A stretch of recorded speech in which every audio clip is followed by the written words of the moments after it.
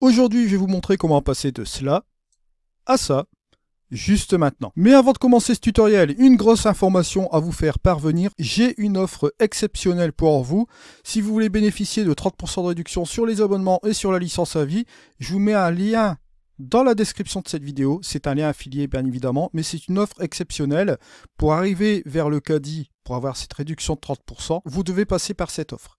Donc je vous mets cette offre dans la description de cette vidéo et vous avez 30% bien évidemment sur ce logiciel Luminaire Neo, que ce soit en abonnement ou en licence perpétuelle. Allez, maintenant on y va, c'est parti. La première chose qu'on peut se rendre compte ici, c'est que j'ai fait le développement en RAW comme il se doit.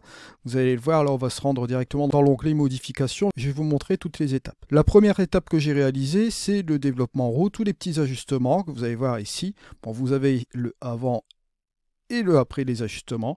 J'ai donné cet aspect-là de mon image. Alors comment j'ai corrigé cet aspect-là? On va déloguer un peu toutes ces choses que vous voyez en dessous.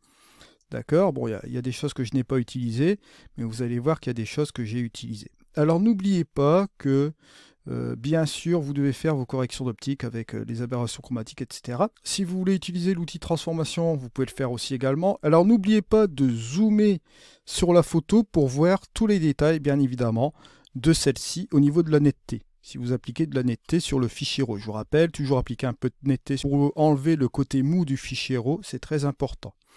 La température qui a été corrigée aussi également. Vous verrez que là, bien évidemment, l'exposition, le contraste intelligent, j'ai réglé un petit peu toutes les tonalités pour avoir cet aspect de cette photo.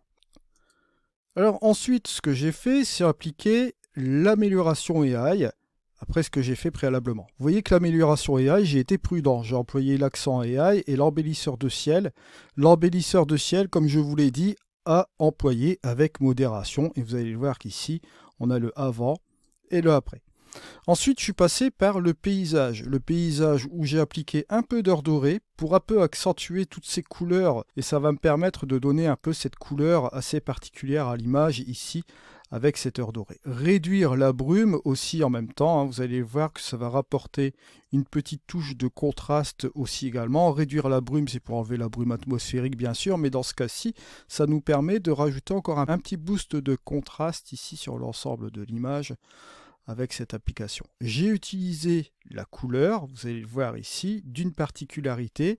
J'ai enlevé un peu de saturation pour retravailler ensuite des couleurs par unité. Vous allez le voir ici au niveau de la saturation. Vous allez remarquer que j'ai simplement boosté un peu les rouges que l'on trouve ici notamment dans ce ciel qui est assez fantastique. Et bien évidemment, j'ai boosté un peu la saturation des bleus. Puis j'ai joué avec la luminance, où j'ai descendu un peu la luminance des bleus pour avoir un peu cet aspect-là, vous voyez, juste comme cela. Pour faire ressortir aussi notamment un peu les nuages que vous voyez ici. D'accord, ça les fait encore plus ressortir au niveau du relief. Et ça accentue aussi cette arrivée de leur bleu. Ensuite, là vient des choses intéressantes, vous allez le voir ici, puisque là j'ai employé plusieurs effets, mais avec du pinceau. J'ai appliqué quelques effets localement. Allez, on va voir cela tout de suite. J'ai appliqué de la structure. Et j'ai appliqué de la structure, vous allez le voir ici, si j'applique mon masquage ici pour l'afficher tout simplement, vous voyez que j'ai fait un léger masque sur cette partie ici.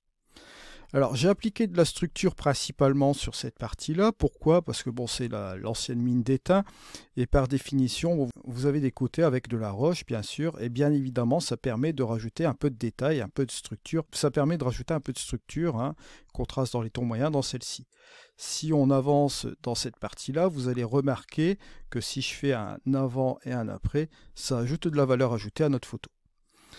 Je reviens en arrière, vous allez remarquer que le développement, si je l'applique, vous voyez, j'ai fait quelque chose de particulier dans la photo, surtout dans cette partie-là. Regardez, avant, après. C'est très léger, très subtil. Vous allez comprendre pourquoi.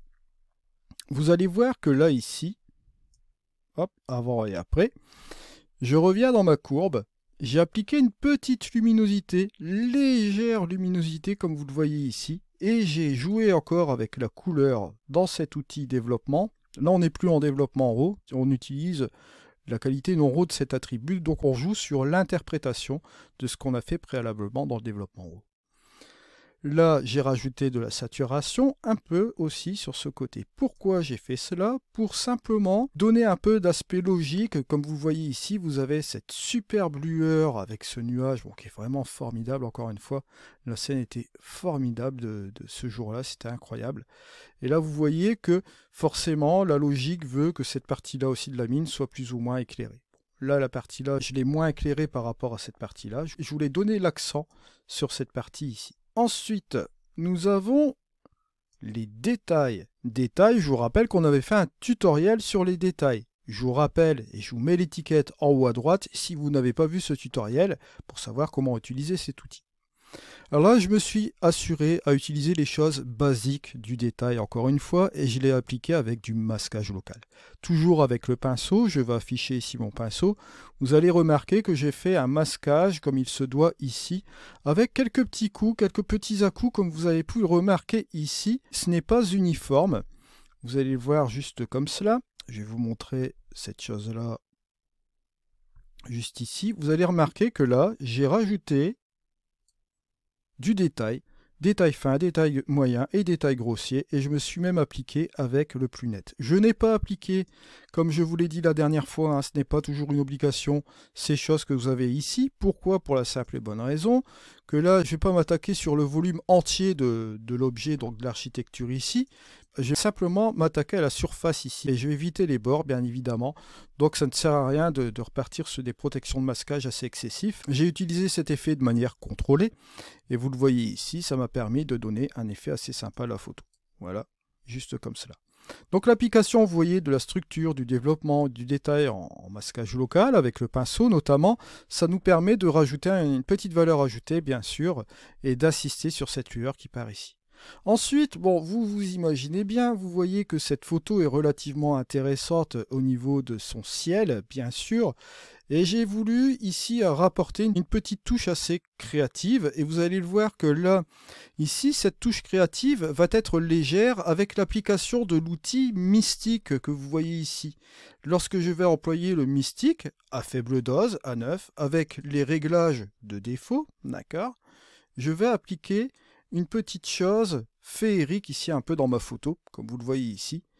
Et je vais le combiner avec l'éclat qui va surenchérir un peu ce que j'ai fait avec le mystique préalablement, avec une faible quantité, l'éclat que je vais sélectionner avec l'effet Orton pour avoir cet effet général dans l'image. Puisque j'ai accentué préalablement en masquage local tout ce que j'ai fait sur cette petite mine-là, là je vais assouplir tout le reste de l'image, d'accord, avec ces deux effets-là. Bien évidemment, le marquage sur cet effet-là sera toujours effectif, puisque sur le reste de l'image, je n'aurai rien touché.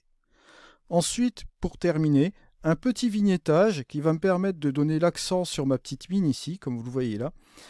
J'ai accentué sur mon sujet principal au niveau de la mine ici sur le côté, qui est super intéressant, comme vous le voyez là.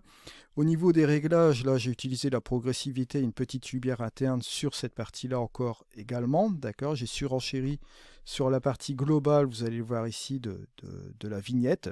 D'accord, pour donner encore un petit coup d'accent en plus.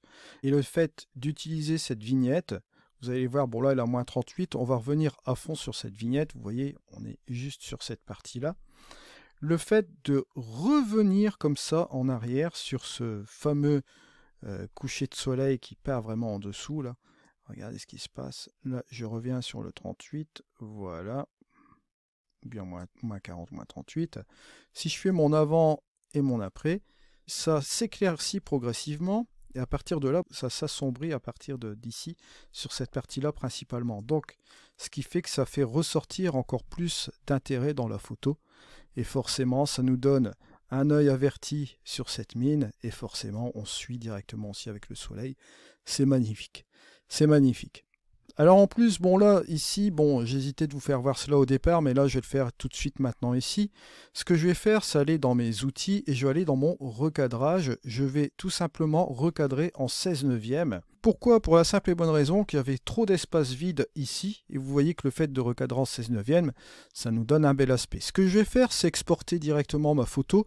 Je vais l'exporter en TIFF, bien sûr. On va exporter notre photo en TIFF. Là, cette fois-ci, je vais le mettre sur mon bureau. Nom du fichier, bon, on va le laisser tel quel.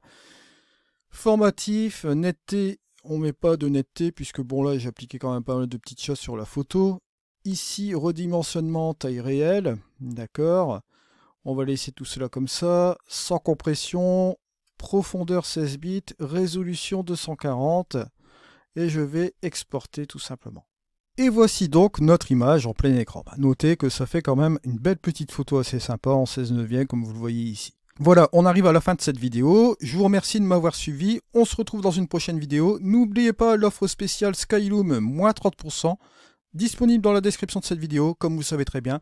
C'est un lien affilié. Ça ne vous coûte absolument rien de passer par mes liens affiliés. Moi, ça me permet d'avoir une modeste commission et ça me permet de continuer tous ces tutoriels sur ma chaîne YouTube. Encore une fois, un grand merci pour votre support.